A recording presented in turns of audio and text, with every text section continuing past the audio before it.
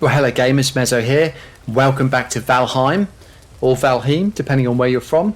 Today we're going to be looking at my 5 beginner tips, and stick around to the end because I'm going to chuck in one little extra Mezzo's mystery tip for you.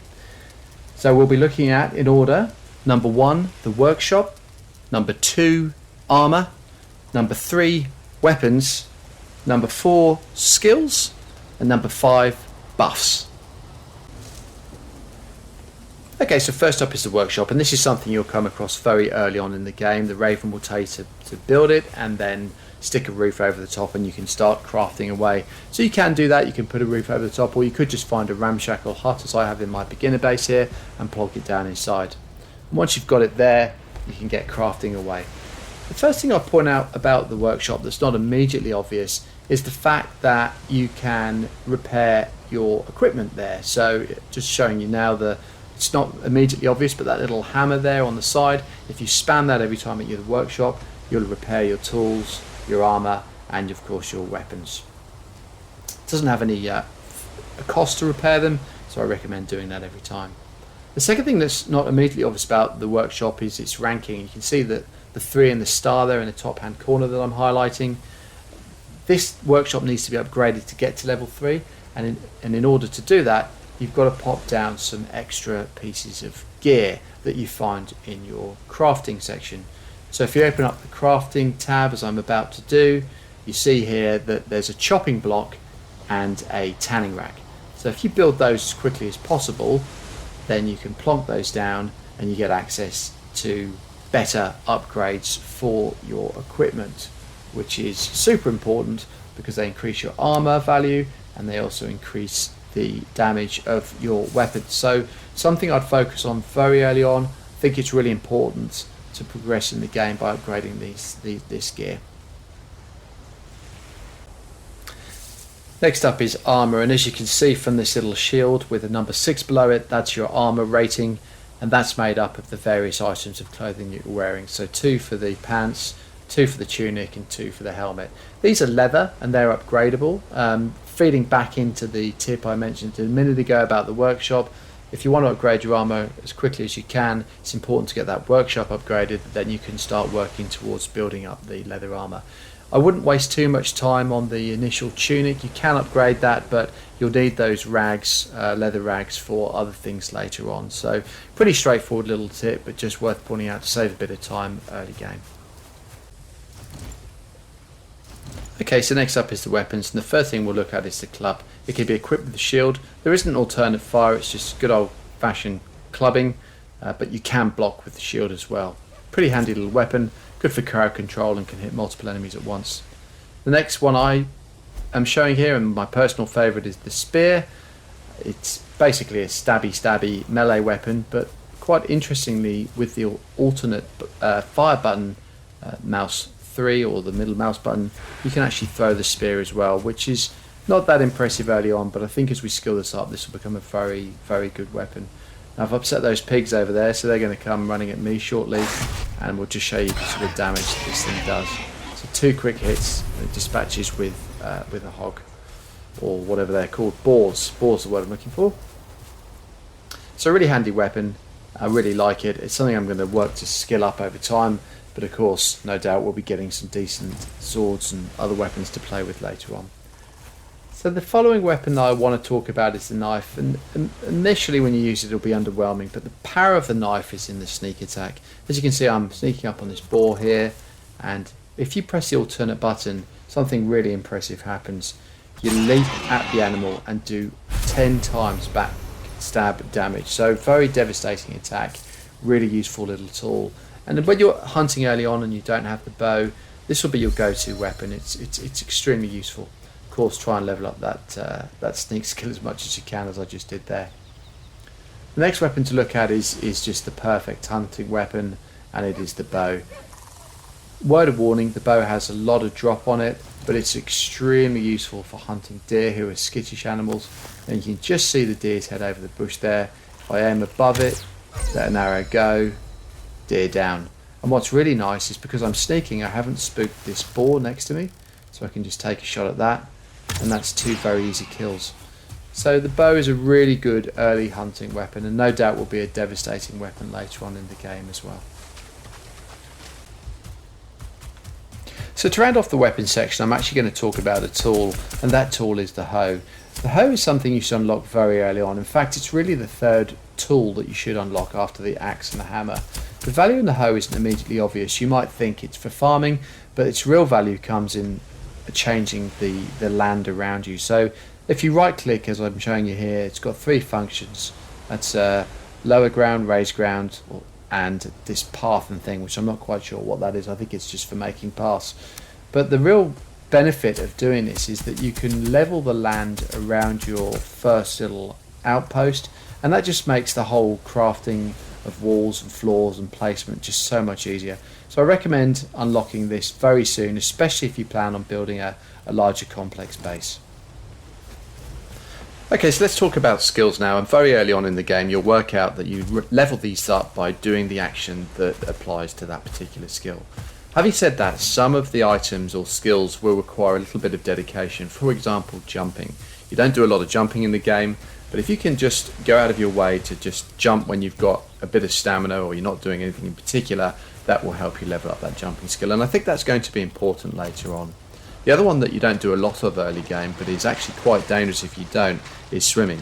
If you run out of stamina in the water, you will start to drown and die, and when you're crossing a long or wide river, that could be a bit of an issue. So leveling up in a safe sort of swimming environment, as I just did then, is an important thing to concentrate on. The other skill, as I mentioned earlier, particularly valuable for hunting, is the sneak skill. And you level this up by being in range of an animal and sneaking, or monster. So as you can see here, I'm sneaking up on this neck, and the eye is half closed, so he's not aware of me. And as I get closer to him, it actually goes completely blank, so he hasn't got a clue I'm there at all, and that allows you to get a nice, easy backstab kill. But again, doing all of that allows me to level up that skill, which is really valuable for later. The only other skill that's worth focusing on early on, which is not something you'll probably do naturally, like attacking or chopping wood, is the blocking skill. I recommend crafting a shield nice and early and start blocking the attacks of the greylings or the necks or even the boars, just to start leveling that up. And here's a list of the skills that have been unlocked so far. The yellow bar shows the progression in level, and the red bar is the amount of work required to unlock the next level. Okay, so the final tip we're going to look at in today's video is buffs. And buffs are split into two main elements when you start the game. The first one is food buffs, and the other one is like a rested buff, but I'll talk about the rested buff in a minute. Food and survival in this game is slightly different from other games, whereby if you don't eat or drink or whatever, it doesn't really have a negative death effect on you. You won't die from not eating. But what it does do, similar to games like Warcraft, I guess, is that you can buff yourself by eating certain types of food. And in the beginning, the game's buffs are quite simple. Food will increase your health bar and your stamina bar, but it will also increase the amount of health ticks, so different types of food will heal you more quickly. Now what I'm doing here, as you can see, is I'm eating two types of meat, and I highly recommend this because meat gives you a huge lift in your health and stamina bar. So eat some cooked meat and some neck meat and you'll get a decent kick up, and then you can just top that up with mushrooms or strawberries. The other thing I really like to do is rather than eat a mushroom or a strawberry there, is eat some honey, but I'll show you a bit about that later. Next we're going to talk about the rested buff, and as if by magic, Lord Thor has heard us and he started it raining, which is actually perfect timing. If we go inside the house now, I'll show you a few things, because buffs and debuffs exist in this game, and when you're wet or cold, you're getting a debuff. So here I am, wet. If I go into my shelter and stand by the fire, which is actually on the other side of this wall here, you'll see that wet debuff drops away quite quickly. And then we can see in the top right hand corner there that I'm resting, and I've got a comfort level of 5. So something I wanted to point out here is that you can increase that comfort level by putting furniture in your hut or your location or your base. And this is a really lovely mechanic, so it's not just cosmetic, it actually builds in a reason to put these things in your house. And what you can see there is that little buff just ticked up where I am in fact rested. Don't worry about the resting one there, that's just what you get for being inside a shelter, and that drops off as soon as you walk outside. But the rested one will stay for, in this case, 12 minutes. I think it's higher the more comfort factor you've got. And the rested buff is 50% health regen and 100% stamina regen, so a really useful buff to make sure that you've got top before you go into a dungeon or take on a big world boss.